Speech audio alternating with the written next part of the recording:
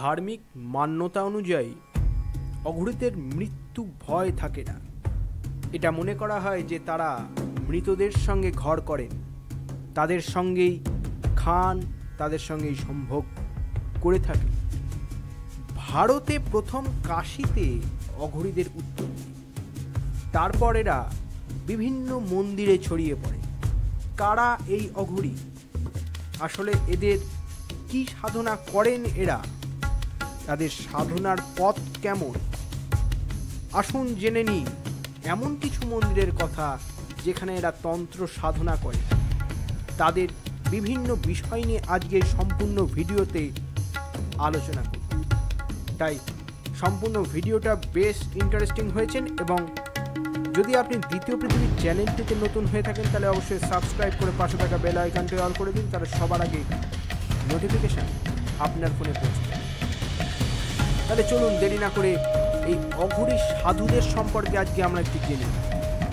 আরও একটা কথা বলে রাখি, আগামী রবিবার থেকে নিয়মিত ধারাবাহিকভাবে আমরা নিয়ে আসছি মন্দির কথা বলে একটি ধারাবাহিক, যেখানে আমরা আপনাকে জানাবো ভারতের নানা প্রান্তে লুকিয়ে থাকা এমন বেশ কিছু মন্দির এবং তার ইতিহাস এবং বেশ কিছু রহস্য যা আপনার গায়ে কাটা দিতে পারে।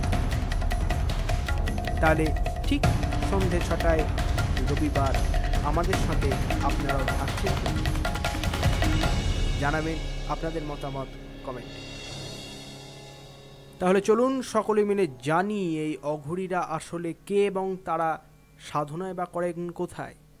চলুন শুরু করা যাক।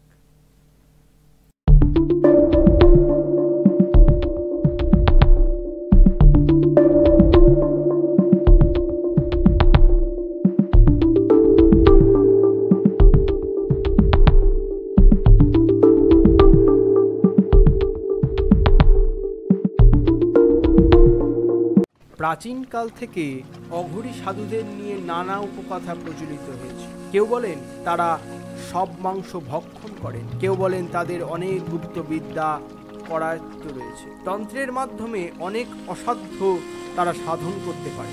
তবে সেগুলি অনেক ক্ষেত্রে শুধুমাত্র উপকথা হয়ে থেকে গিয়েছে। তবে অঘরীরা বাকি সাধুদের চেয়ে অনেক আলাদা। সংসারের মোহমায়া ত্যাগ করে শ্মশানে গভীর জঙ্গলে সাধনা করেন তারা। শিবের পরম ভক্ত বলে মনে করা হয় এদের, তাই শিবের মতোই সারা গায়ে চিতাভস্ম মেখে থাকেন। দেবী কালী এবং শিবের ভৈরব অবতারকে এরা গুরু বলে মনে করে। যেভাবে দেবী কালী নরমুণ্ডের মালা পরেন, তেমনভাবেই অঘরী সাধুদের অনেকেই এই মালা ধারণ করে। মনে করা হয় পুনর্জন্মের বন্ধন থেকে মুক্ত হতেই এরা কঠিন তপস্যায় মগ্ন হয়ে থাকে। সাধারণত দিন মানে এদের দর্শন মেলে না, তবে কুম্ভ এবং শিবরাত্রির মতো উৎসবে এদের বহু সংখ্যায় দেখা যায়। অঘরীরা অন্য কোনো দেবদেবীর পূজাও করেন না। তাদের বিশ্বাস একমাত্র পরম পূজ্য ভগবান শিব তাদের জীবন বন্ধন থেকে মুক্ত করতে পারেন। ধার্মিক মান্যতা অনুযায়ী অঘরীদের মৃত্যু ভয় থাকে না। এটা মনে করা হয় যে তারা মৃতদের সঙ্গেই ঘর করে।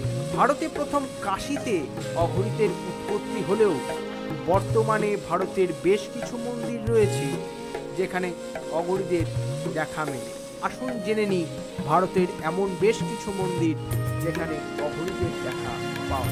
অঘরকুটি নেপাল। নেপালের কাঠমান্ডুতে অবস্থিত অঘরকুটি সবচেয়ে প্রাচীন স্থানের মধ্যে একটি। রামভক্ত বাবা সিংহ শাহ এই কুটিরের প্রতিষ্ঠা করেন। তখন থেকেই নানা সামাজিক কাজের জন্য এই স্থান প্রসিদ্ধ।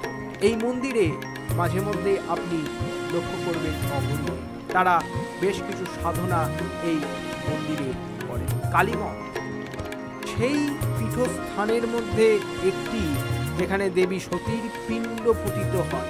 যাত্রা শুরু করার পর বহু অঘরী সাধু এই স্থানে সাধনা করে। তারাপীঠ পশ্চিমবঙ্গের বীরভূমে ছোট কালী মন্দির জগৎ বিখ্যাত। এটি তন্ত্র সাধনার প্রাচীন পীঠ হিসেবে স্বীকৃত। মন্দিরের পাশের শ্মশান বহু তন্ত্র সাধনার পীঠ এবং বহু অঘরীদের ঘর। তন্ত্র সাধক বামাখ্যাপার সময় থেকে এই শ্মশান তান্ত্রিক অভ্যাস এবং সাধনার ক্ষেত্র। তখন থেকেই অঘরী সাধুরা এখানে আসে। এরপর আসি কপালেশ্বর। এই মন্দিরকে অঘরীদের মন্দির বলা যায়। মন্দিরের পাশে একটি আশ্রম রয়েছে যেখানে অঘরীদের সমস্ত আচার অনুষ্ঠান ইত্যাদিও পালন করা হয়। আর চিত্রকূট, ভগবান দত্তাত্রেয় জন্ম এখানেই হয়েছিল। কিশোর অবস্থাতেই তিনি সাধনার জন্য ঘর থেকে নগ্ন হয়ে বেরিয়ে যান। অবশেষে তিনি অঘরী হয়ে যান। অনেক অঘরী এখানে তার দর্শন করতে আসে। দক্ষিণেশ্বরের কালী মন্দির হয়তো আপনারা অনেকেই চেনেন। দক্ষিণেশ্বর দেশের অন্যতম প্রসিদ্ধ কালী মন্দির। দেবী সতীর বাঁ পায়ের 4টি আঙুল এখানে পতিত হয়। মোক্ষ লাভের আশায় এবং তন্ত্র সাধনার জন্য বহু অঘরী সাধু এখানে আসেন মাঝে মধ্যে। শেষ লালজি পীর, যেটি ভারতে নয় আফগানিস্তানে অবস্থিত। শাহজাহির শাহ এর পূর্বপুরুষ কাবুলের সন্তদের জন্য কিছুটা জমি দান করেছে। অঘোর রতন লালজি প্রথম অঘোর গুরু ছিলেন যিনি এই আশ্রমে আসেন। তারপর থেকে বহু অঘরী সেই রাস্তা ধরে লালজি পীর আশ্রমে গিয়ে। আশা করি সম্পূর্ণ ভিডিওটি ভালো লাগলো। যদি ভালো লেগে থাকে অবশ্যই একটি লাইক এবং কমেন্টে জানাতে পারেন। এছাড়াও কি আপনারা জানেন যে মন্দিরে অঘরীদের দেখা মেলে? আপনাদের সাক্ষাৎ কি হয়েছিল অঘরীদের সাথে? অবশ্যই কমেন্টে জানাতে ভুলবেন না, কারণ আমরা অপেক্ষায় থাকবো। দেখা হবে পরবর্তী কোনো ভিডিওতে, এবং ততদিন সময় না কাটে ওপরে ভেসে ওঠা এই সকল ভিডিওটি দেখে সময় অতিবাহিত। দেখা হবে পরবর্তীতে।